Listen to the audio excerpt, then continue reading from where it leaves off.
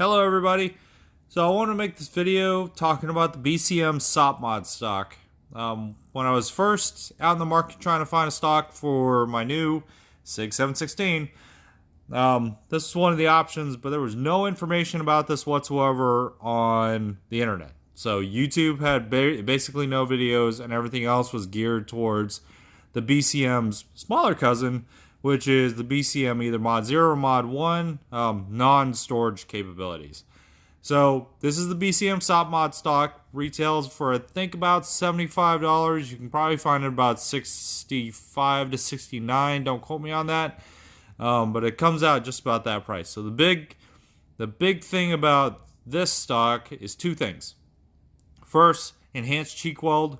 That's the new hotness nowadays. Is anything that's AR-15 has to have a cool enhanced cheek weld. And then two is storage capability. So I know storage capability isn't something a lot of people go crazy for nowadays. As we've seen with like the B5 Bravo or the CTRs or whatever. It's more or less they're trying to slim down the rifle as much as possible. But when you have an extremely front-heavy rifle, you got to have something in the backside to kind of even it out a little bit. So this is why I went for this. So, saying like it before, it does share some features with the other BCM SOPMODs. One is the enhanced cheek weld. Okay?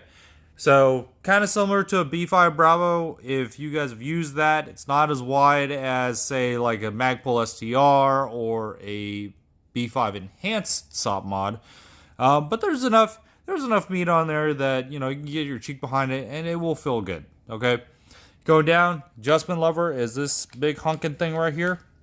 That's the only thing holding the stock to the receiver extension. There's no leaf springs like there is in the B5 stock.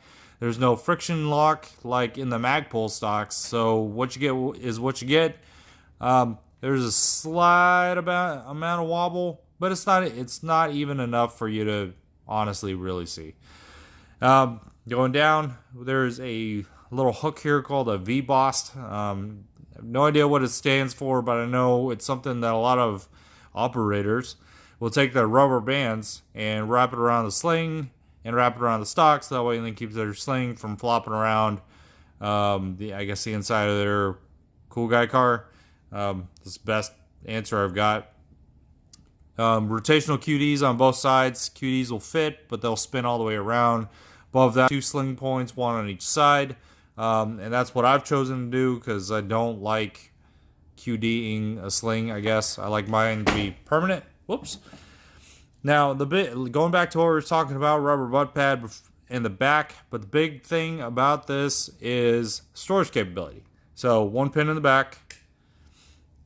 Allows you to pop down this trap door here. I don't know if it's waterproof or not. I would assume that it's not, so it's not to kind of lower your expectations. As you can see, the inside of the stock is actually quite cavernous. I'm not going to tell you something stupid like you should put your Skittles or something like that in there, but you could probably fit a boar snake in there. That'd probably be the reason that I would run this, or you could probably put your NFA paperwork in there if you're one of those individuals that love to do NFA stuff. So, the other reason why you might buy this stock, outside of the fact that it's comfortable and it's got storage capabilities, is that it vaguely resembles an HK 416 stock. So, my HK aficionados out there will know that the HK 416 stock costs $200 at retail, which is absolutely ridiculous for a butt stock. I don't know why anyone would ever pay for that, and I would never pay for that because that is absolutely ridiculous. So as you can see, based on the profile of the stock, kind of has along that same form factor, but at a greatly reduced cost. Better options, better capabilities. So I guess it's up to really what your money's worth. If you want something that's function over form, get this. If you want something that's form over function, maybe the HK stock will work out for you. But But pretty much this is the not the HK, this is the BCM SOPMOD stock. If you guys have any questions or comments or concerns or anything like that, let me know. Maybe I can help you out and make sure you make a good purchase. Thanks, guys.